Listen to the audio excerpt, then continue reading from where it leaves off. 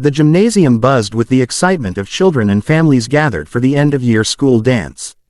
Multicolored lights spun across the polished floor, and the DJ's speakers filled the room with music that bounced against the walls. Laughter mingled with the sound of sneakers squeaking as kids ran, danced, and waved at their parents. Daniel, the janitor, stood near the bleachers with his mop and bucket tucked away, leaning on the handle as he took in the scene. He wasn't supposed to be here as a guest. This was his workplace, but his daughter, Emily, had begged him to let her tag along after school, and no one had the heart to turn her away. She stood beside him, her small hand clutching his, her eyes shining as she watched the other children twirl in their dresses and bow ties. Daniel smiled softly, but in the back of his mind was the familiar weight of reality. He was a single dad, working 2 jobs to make ends meet. His shirt sleeves were rolled up, and a small patch of cleaning solution had stained the hem of his pants, but Emily never seemed embarrassed by him. She looked up at him with the purest admiration, as if he were the most important man in the world. That thought alone gave him strength. "Dad," Emily whispered, tugging gently on his arm. "Look over there." He followed her gaze to the edge of the gym floor, where a girl about Emily's age sat in a wheelchair. Her hair was neatly brushed, a soft ribbon tied in a bow at the side, but her eyes carried a sadness that stood out even in the glow of the dance lights. While the other kids ran past her, lost in their games, she sat still, her hands folded in her lap, as though unsure whether she belonged. Daniel felt a pang in his chest, the kind he recognized all too well, the loneliness of being on the outside, watching life happen without you. Emily's voice broke into his thoughts again. "She looks lonely. Maybe she just wants someone to dance with." Daniel gave his daughter a tender smile. "Maybe." But before he could think of what to say next, the girl wheeled herself toward them with a bravery that caught him by surprise. She looked up at him, her cheeks a little pink, her voice soft but steady. "Excuse me, will you dance with me?"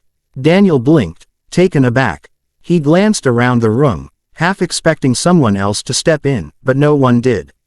The kids kept spinning and laughing, and the adults were busy chatting in corners. His eyes returned to the girl, who waited patiently, her small hands resting on the wheels of her chair. For a brief second, Daniel felt the weight of hesitation. He wasn't dressed for dancing. He was in his work clothes, worn and faded. He wasn't even supposed to be part of the party. But then he saw the flicker of hope in her eyes, and any doubts vanished. He crouched down to her level, letting a warm smile spread across his face. "It would be an honor," he said softly. Her lips curved into a smile that lit up her whole expression. Carefully, Daniel reached for her hand. His grip was gentle, protective, as if holding something fragile and precious. Emily clapped her hands together, bouncing excitedly as she watched her dad guide the girl toward the open space of the dance floor. The music shifted into a slower melody, and Daniel took a step in time with the beat. He moved carefully, making sure his steps matched the gentle turns of her wheelchair. With each motion, he exaggerated his own sways, making her laugh as the chair twirled slightly. Her laughter rang like a bell, pure and unrestrained, drawing curious glances from others nearby. Daniel didn't notice the stares. He only saw the joy on her face, the way her eyes sparkled brighter with every spin. For once, she wasn't sitting on the sidelines, watching others live the moment. She was part of it, center stage, dancing under the same lights as everyone else. He leaned closer and whispered, "You're the best dance partner I've ever had." Her cheeks flushed deeper, and she grinned. "Really, really," he said, nodding solemnly, as though it were the most important truth in the world. Emily soon joined them, holding her dad's free hand while giggling at his playful twirls. Together, the 3 of them created their own little circle of happiness in the middle of the gym. The other children slowed their steps to watch, some smiling, some whispering to one another, but no one interrupted. There was something magnetic in the way Daniel carried himself, not as a janitor with mop-stained clothes, but as a father and a man who knew the value of kindness. The girl's laughter grew louder, her earlier loneliness melting away as she moved with Daniel. She leaned her head back, her ribbon bobbing with the motion, her heart swelling with something she couldn't quite name. For the first time in a long while, she felt seen, not as a girl in a wheelchair, but as a girl who mattered, who could dance just like anyone else. The song ended, and the crowd of kids around them erupted in gentle claps and cheers. Daniel gave a playful bow, still holding her hand as though she were royalty. Emily copied him, curtsying with exaggerated grace, and the girl laughed until her eyes watered. "Thank you," she said quietly, almost shy again now that the moment was over. Daniel squeezed her hand once more. "No, thank you, for letting me dance with the most wonderful partner in the room." The girl beamed, her earlier sadness replaced by a glow of pride and joy. And though Daniel didn't realize it, his simple act of kindness had not only touched her heart but had also caught the attention of someone else watching closely from the shadows of the gym. At the far end of the gymnasium, away from the laughter of the children and the chatter of teachers, a woman stood in silence. Her dark eyes followed the janitor as he danced with her daughter.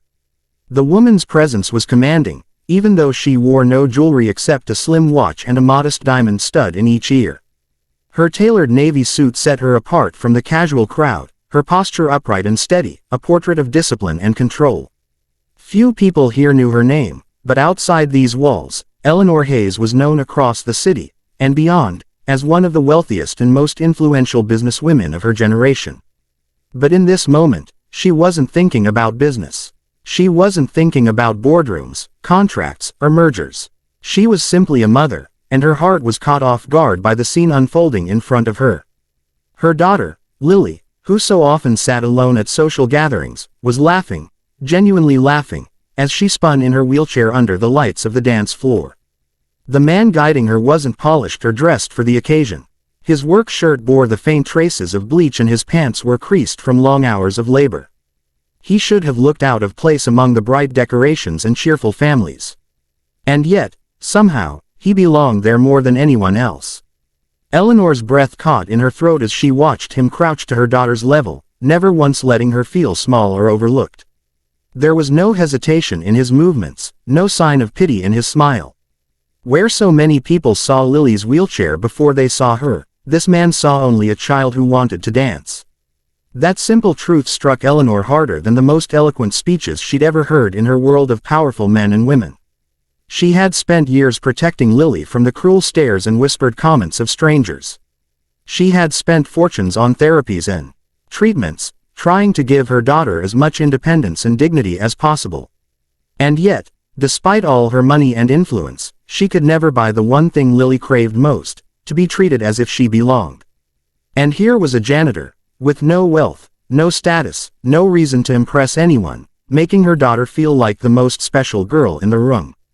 Eleanor felt an unfamiliar sting at the corners of her eyes. She brushed it away quickly, not wanting anyone nearby to see her vulnerability. People in her world often mistook softness for weakness, and she had spent decades building an armor that nothing could pierce. But watching Lily laugh, watching her eyes shine with the kind of happiness Eleanor rarely saw, cracked that armor in an instant. Her gaze shifted to the man himself. His face was lined with exhaustion, though softened by kindness. She noticed the way he looked at his own daughter, standing nearby, giggling at their playful twirls, as if she were his world. Eleanor had seen that look before, though rarely in her circles. It was the look of a parent who lived for their child, who would sacrifice everything and ask for nothing in return. She knew that look because she carried it herself. The music swelled, and Eleanor placed a hand over her heart as she watched Daniel spin Lily's chair gently, making her laugh so hard her ribbon nearly slipped from her hair. The sound of her daughter's joy filled the room, but to Eleanor it felt as though it filled the world. She realized then how often she had prayed for moments like this, moments where Lily wasn't the girl in the wheelchair but simply a girl enjoying her childhood. When the song ended and the children clapped, Eleanor remained still, her lips pressed tightly together. Daniel bowed to Lily with a playful flourish, as though she were royalty, and Lily responded with a shy, glowing smile. The simplicity of the gesture undid something inside Eleanor. This man hadn't been aware that anyone important was watching. He hadn't done it for recognition. That authenticity, that sincerity, was worth more to her than all the polished manners of the wealthy men who courted her attention in business and society. For a fleeting moment, Eleanor imagined walking over and introducing herself. She imagined thanking him for what he had just given her daughter, something she herself hadn't been able to provide despite her billions, a memory of joy untarnished by pity. But she hesitated. She knew her presence often intimidated people, and she didn't want to cast a shadow over Lily's happiness. This moment belonged to them, not to her. Still, a quiet determination settled in her heart. This wouldn't be the last time their paths crossed. She needed to know more about this janitor, this single father who had the kind of heart money couldn't buy. She wanted to understand what shaped a man to carry himself with such humility and grace despite the weight he clearly bore.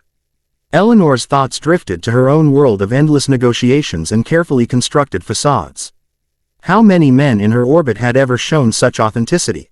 How many would kneel to dance with a little girl without caring about appearances or reputation? The answer came swiftly: none. And in that realization, Eleanor felt something stir within her, a sense that perhaps fate had placed her here tonight for a reason. Her daughter's laughter still echoed in her ears as the crowd began to disperse, the music shifting to another upbeat song. Daniel leaned down to say something softly to Lily, and Eleanor saw her daughter's face light up again, her cheeks glowing pink with happiness. That was when Eleanor knew for certain, this man had changed something tonight. Not just for Lily, but for her as well. She straightened, her blazer, her expression composed once more, though her heart still trembled from the sight she had witnessed. There would be time later to act, to step forward, to thank him properly. For now, she allowed herself one whispered truth, spoken so quietly that no one could hear. That man, she murmured, her eyes never leaving Daniel, has more grace in his heart than anyone I've met in the world of power. And with that, Eleanor Hayes, billionaire and mother, tucked the image of Daniel and Lily's dance into her heart, knowing it was only the beginning of something she could not yet name.